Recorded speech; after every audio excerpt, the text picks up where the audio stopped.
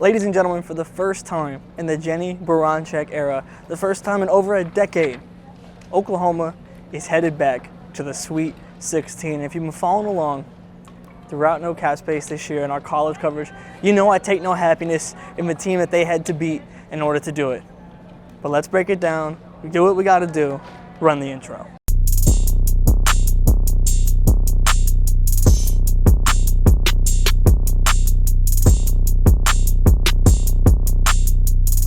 All right, guys, I'm not going to lie. I don't take happiness in this. I've been a believer in Big Jan. I am even more of a believer in Big Jan and what she's going to be able to do with this Iowa program after being able to see it in person for the second time this year. We were there in Charlotte when they played Virginia Tech. They beat Virginia Tech at the Allied tip-off. Comes full circle, and we see the end of Big Jan Jensen's first season as Iowa head coach. This game was an interesting one. As someone who has been here for every single time that Oklahoma has hosted in the March Madness bracket, it's a very interesting one because they have never been so prepared than for these two games this year. If you go back to the very beginning with Jennie Baranczyk's first time hosting, you see them get just absolutely destroyed by Notre Dame. And it's been an incremental climb over the years since then to now get to this point. And one thing really stood out to me in Jennie Baranczyk's portion of the press conference where she said they've been playing tournament games all year, and it was a unique perspective that I hadn't really thought. You hear people say that, like when you talk about the talent that you're playing against, the conference that you're in. But OU and Texas, for that matter, both have the unique kind of experience in going to a new conference, and that conference being the SEC of all conferences. So you're playing a whole lot of teams for one time and one time only, and that one time only is the first time that you've played them at this program. So that has provided a unique experience level that normally you wouldn't get, and I really do think that shined through in both of these games this weekend. Again, Iowa was able to get out to a bit of an early lead, and I think to me one of the most important stats, outside of rebounding where OU just absolutely dominated the boards in both games this weekend, but the thing that stood out to me was early on Iowa was able to get 5 points off turnovers early on, take an early lead in the first quarter. But halfway through the first quarter, it was pretty much OU the rest of the way. But the big thing was until late in the game when OU kind of started having a little bit more fun, you can kind of tell it was getting a little sloppy. They essentially knew that they were going to win. That only went up to 7. There was a 2-point increase in points off turnovers as OU was building the lead. The game got so much cleaner. The defense got so much better for OU where they go on a 16-1 run to end the first quarter to take the lead. And that entire time, you have multiple Iowa turnovers, and those start to rack up. And they were never just able to get the offense rolling on the Iowa side throughout really the entirety of this game. Again, early on, it was the points off turnovers they were able to get. And I think you also have to look at the free throw margin, which Jan Jensen did point out in the postgame press conference. She made it clear this is not the reason why we lost, but Iowa in these two games only got 11 free throws combined, 7 in this game. You compare that to OU's. OU had 27 attempts. So do I think that is mainly because of the style that OU plays and the way that they played today? I do.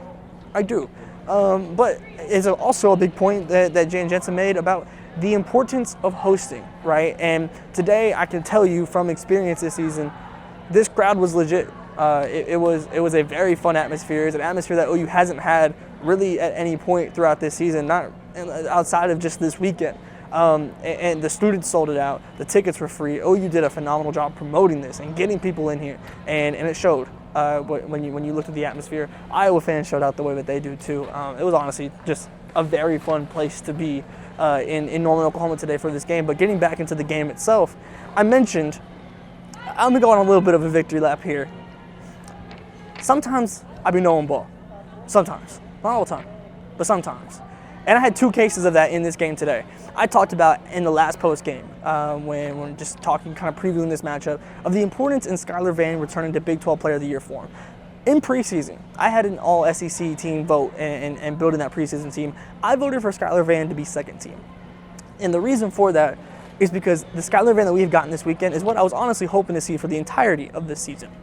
And she mentioned after the first game, after beating Florida Gulf Coast, that this has been, even though it's one of her lowest statistic seasons, this has been like her favorite season because she enjoys how much the success of her teammates, the joy that brings her is legit. And I believe her when she says that. The thing is, OU's a whole lot better team when Big 12 Player of the Year Skylar Vann is next to Reagan Beers. Because when you think about a 4-5 combo and the way that Skylar Vann could stretch the floor while still being able to do what she has to do in the post alongside Reagan Beers, alongside Liz Scott, Skylar Vann is a difference maker, a major, major difference maker. And that showed this weekend. And I'm not going to get ahead of myself because Greer hasn't let me forget. Even before the buzzer sound, Greer was letting me know, more than likely, there's still a game to be played, but more than likely UConn's up next. So I'm not getting ahead of myself. So don't twist these words up. But if OU is going to go to Spokane, Washington, and beat UConn, Skylar Vann is going to need to be playing like the way that she has this weekend. And for her to finish her OU career when it comes to playing at home with these two performances in kind of classic Skylar Vann fashion and the way that she got it done was so phenomenal to watch as someone who has been here covering it since the first day that she showed up. So that was really, really dope. And my other victory lap I'm going to take is in October. October. Months are hard.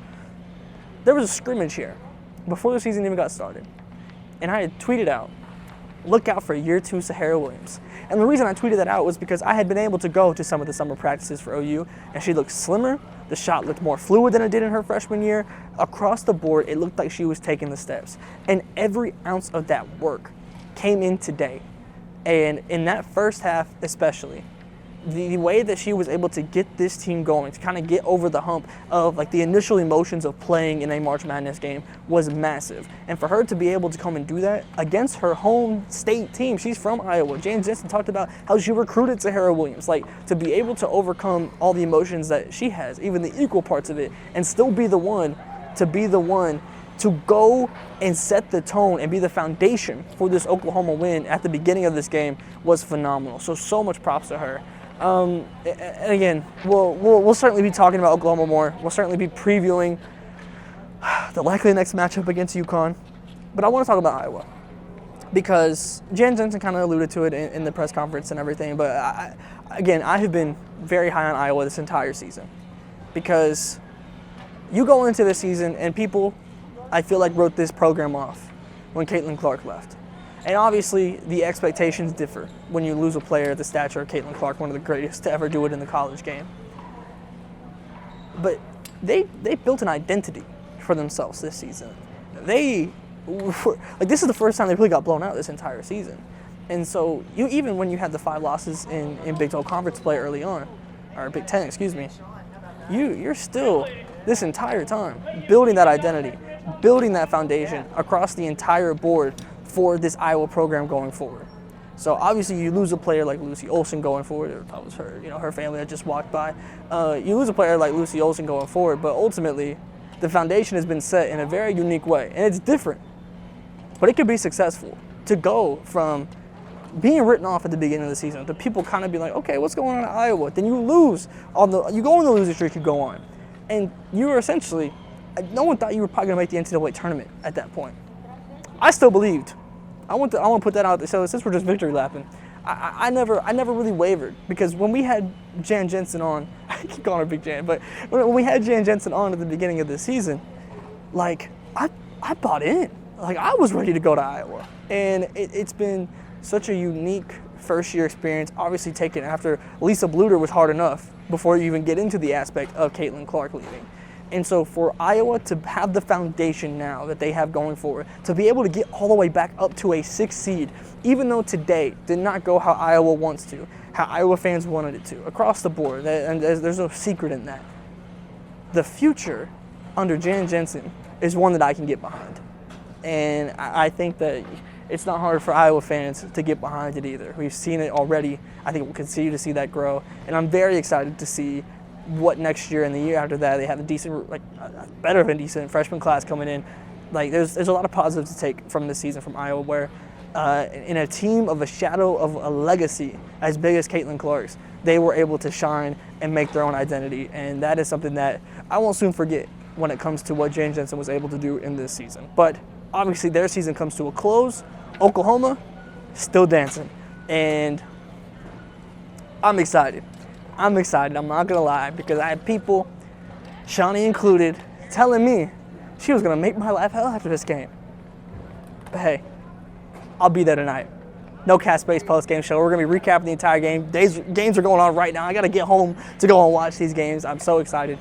Look, we're going to be live every single day that there are games. There will be a No Cat Space post-game show live. So, yes, when OU plays their next game, I will be there live. And whatever happens, happens. But until then, make sure you're subscribed. Over 50% of our audience isn't subscribed, so make sure you're subscribed. Even if you think you're subscribed, go check, hit the bell, be notified when we go live, when we have surprise drops like this. We'll have boots on the ground in Birmingham, and this all is building to our boots on the ground, me, Greer, and Shawnee, all in Tampa Bay at the Final Four. We have you covered from start to finish. We started in the first four, and we're going every single night that there are games. We'll be live, breaking it down, talking to you guys, and having this discourse around March Madness. It is the best time of year, and we want to do it with you, have this dialogue. So make sure you're tapped in across the board, NoCatSpaceWBB.com as well. So much content coming out. Go get a free trial for our paid subscription. You go on a preview, subscribe, get your free trial. All you got to do. Or just go check out the stuff that's still free. The stuff that was free, still free. Go check that out. And of course, our friends at Home Field, NoCat15. Use the code to get 50% off your first purchase with the No Cat Space collection down below in the description as well. And folks, that will do it for my coverage this year in the Lloyd Noble Center, the first year in the SEC. Oklahoma is in the Sweet 16. I'll see y'all next time.